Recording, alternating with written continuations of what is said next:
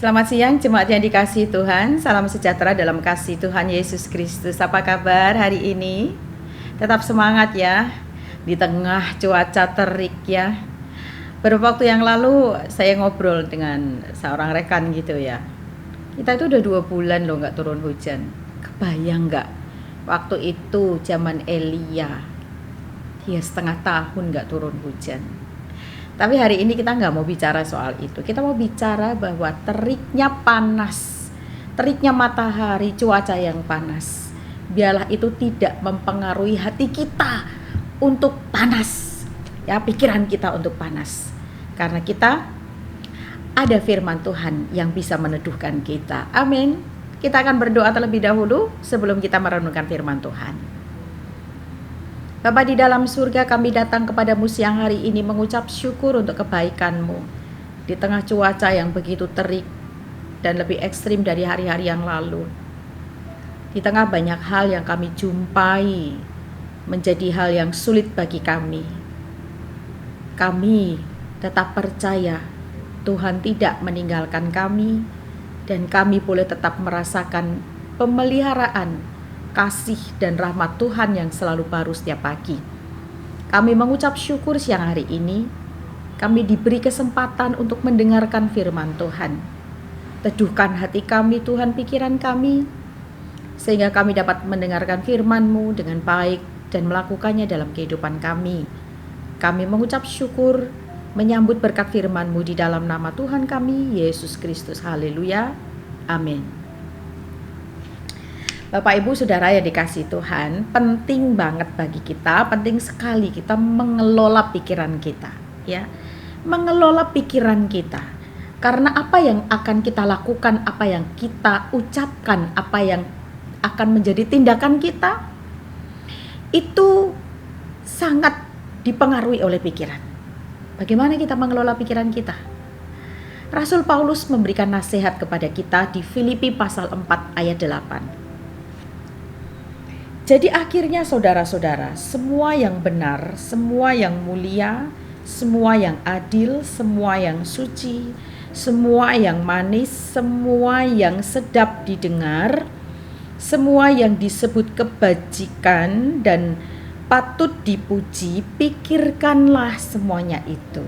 Jadi apa yang akan dan mesti kita pikirkan.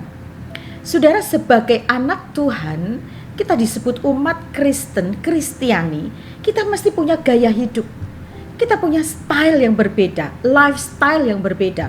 Bukan style cara fashion kita, penampilan kita, menata rambut kita, bagaimana. Bukan itu, tapi lifestyle hidup kita itu loh. Kita mesti berbeda. Kita mesti punya gaya hidup Kristiani. Nah, gaya hidup Kristiani hari ini kita belajar dari seorang rasul, Paulus, saudara. Kalau dia mengatakan jadi akhirnya di pasal 4, jika Bapak Ibu membacanya ya secara keseluruhan, itu mengawali karena itu saudara-saudara yang kukasihi dan yang kurindukan, sukacitaku dan mahkotaku, berdirilah juga dengan teguh. Perhatikan, berdirilah. Kepada jemaat di Filipi, Paulus menasihatkan berdirilah teguh dalam Tuhan. Kenapa berdiri teguh dalam Tuhan? Itu artinya ada berbagai hal, pencobaan, pergumulan, tantangan yang dihadapi oleh jemaat Tuhan yang ada di Filipi. Berdirilah teguh, berarti ada hal yang bisa, yang dapat, yang punya potensi untuk menggoncangkan iman, menggoyahkan iman. Maka Rasul Paulus mengawali berdirilah teguh. Baru kemudian memberikan nasihat. Nasihatnya apa? Siapa yang dinasehati hari itu? Ya, Eudia, Sintike dinasehati, ya, diminta juga Sunsugos, teman yang setia, tolonglah mereka seperti itu ya. Dan nasihatnya adalah bersukacitalah. 1, berdirilah teguh dalam berbagai hal, dalam pergumulan, dalam segala hal yang terjadi dalam kehidupanmu. Paulus mengatakan bersukacitalah senantiasa. Kata senantiasa itu continue, terus menerus, ya, always, selalu. Bersukacitalah senantiasa dalam Tuhan. Sekali lagi ku katakan, bersukacitalah. Kalau saya bilang bersukacita yuk, saudara gak akan bersukacita. Tapi saya yakin hari itu Paulus mengatakan bersukacitalah. Saudara, saya membaca di Kisah Rasul bagaimana Paulus menjalani kehidupannya, bagaimana Paulus berjuang sebagai seorang rasul memberitakan Injil Kristus, dan itu bukan hal yang mudah. Pernah dia mengalami kelaparan? Pernah karam kapal? Pernah. Disesah? Pernah. Ya, tidak dipercaya? Pernah. Sampai akhirnya harus dilarikan, disembunyikan, marikan, itu dialami. Tapi dia mengatakan bersukacitalah. Karena bersukacita itu sumbernya dari hati. Ketika hati kita bisa tenang, kita bisa mengelola pikiran kita bisa bersukacita. Sebab apa, saudara? Dengan bersukacita kita bisa melewati segala hal yang berat sekalipun itu dengan kita tarik nafas, kita teduh, dan kita, orang Jawa bilang, tidak gerusa-gerusu, ya, tidak gedebrak-gedebruk, tidak hantam sana hantam sini, lari sana lari sini, gerubuk, tidak berantakan hidup, perkataan dan perbuatan kita. Bersukacitalah, jangan hendaknya kamu khawatir. Perhatikan, dengan bersukacita ada lanjutannya. Jangan hendaknya kamu khawatir tentang apapun juga. Khawatir tentang apa? Saudara mau anaknya sekolah, saudara mau memperbaiki, mungkin di rumah ada kerusakan, saudara mungkin ada kebutuhan-kebutuhan, ada keluarga yang sakitkah itu, ada apa yang harus saudara capai, ada apa yang saudara sedang gumulkan. Hendaklah, ya, bersukacitalah, hendaklah kebaikan hatimu diketahui semua orang. Ya, jangan khawatir, ya, bersukacitalah dan tetaplah melakukan kebaikan, ya. Mari nyatakan segala hal dalam hidupmu itu kepada Allah. Dalam apa? Doa, permohonan, ucapan syukur. Dan kemudian damai sejahtera Allah, itu doa daripada Paulus yang melampaui segala akal, akan memelihara hati dan pikiranmu dalam Kristus Yesus, ya. Dengan bersukacita, dengan tetap menyatakan kebaikan, melakukan kebaikan, tidak menunda kebaikan, terus tidak khawatir. Jangan hendaknya kamu khawatir, tetapi nyatakan segala permohonanmu, keinginanmu itu dalam doa, permohonan, ucapan syukur. Dan damai sejahtera Allah yang melampaui segala akal itulah nanti yang akan melingkupi hati dan pikiranmu. Dan kemudian dia tutup dengan jadi akhirnya. Jadi Bapak Ibu, kalau ada kata jadi akhirnya, itu artinya ada nasihat-nasihat sebelumnya. Dan nasihat-nasihat itu untuk bisa bersukacita, untuk tidak khawatir, untuk tetap melakukan kebaikan, untuk kita bisa mengucap syukur, menyatakan permohonan, dan tetap berdoa. Maka Rasul Paulus menasehatkan, ya, semua yang benar, semua yang mulia, semua yang adil, semua yang suci, semua yang manis, semua yang sedap didengar, semua yang disebut kebajikan, patut dipuji, pikirkanlah itu.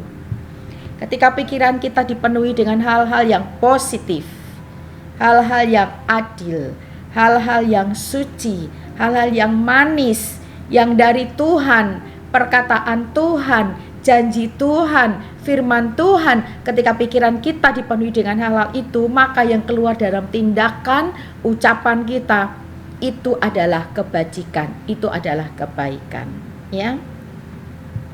Jadi inilah gaya hidup, inilah lifestyle, inilah cara hidup Kristiani yang mestinya kita terapkan dalam kehidupan kita. Karena kita, saudara, tidak tahu apa yang akan terjadi di hidup kita. Kita tidak dapat menebak apa yang akan terjadi dalam hidup kita. Segala hal bisa terjadi dalam hidup kita, tetapi jika pikiran kita dikuasai hal-hal positif, hal-hal yang dari Tuhan, pikiran-pikiran Tuhan ada dalam pikiran kita, maka itu yang akan mengendalikan hidup kita. Hidup kita bukan dikendalikan dengan apa yang pikiran kita sendiri, tetapi pikiran kita ditawan di dalam Kristus, pikiran kita dipenuhi dengan hal-hal positif, kita akan dimampukan Tuhan untuk melihat hal positif, bahkan dari hal di mana kita pun gak sanggup untuk melihatnya. Sepertinya gak ada alasan untuk mengambil hal positif dalam pergumulan kita, dalam tantangan, dalam kesulitan kita, dalam kemalangan kita, dalam musibah yang sedang menimpa kita. Tetapi jika pikiran kita ditawan, kita menaklukkan pikiran kita di dalam Kristus dan mengelola pikiran kita, hal positif, hal yang manis, sedap didengar, hal yang baik, hal yang dari Tuhan, sukacita, damai, sejahtera, maka itu yang akan keluar dari tindakan dan perbuatan kita apa? Kita akan menjadi lebih tenang, saudara, ya. Teduh hati kita, pikiran kita tenang, dan segala hal yang terjadi dalam hidup kita akan hadapi dengan positif. Kita akan melihat segalanya dengan hikmatnya daripada Tuhan. Maka itulah yang Paulus nasihatkan kepada kita. Pikiran itu harus dikendalikan, dikontrol sedemikian rupa, dikendalikan, dikuasai. Kita taklukkan di bawah kendali Tuhan, bukan kendali diri kita, supaya tidak ada emosi, tidak ada mengumpat sesama, tidak ada ngeluh, tidak ada memaki-maki, tidak ada marah-marah, tapi hati kita tenang. Udara sudah panas, saudara, ya.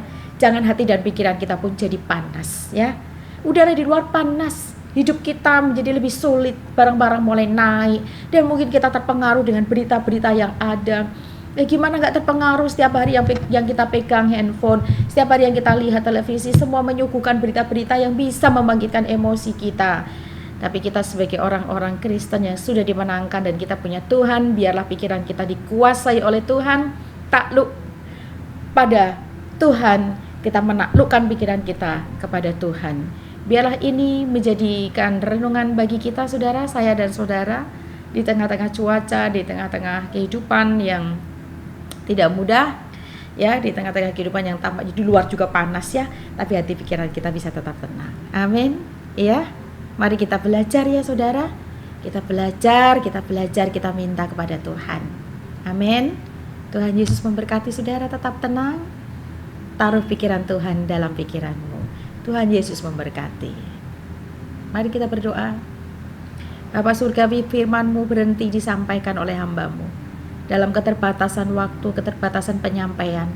Namun kami yakin dan percaya Roh Kudus memampukan kami. Terutama hari ini kami memohon kepada-Mu Tuhan, biarlah pikiran Tuhan ada dalam pikiran kami. Teduhkan pikiran kami sehingga kami dimampukan menguasai pikiran kami agar kami tidak dikendalikan Tuhan.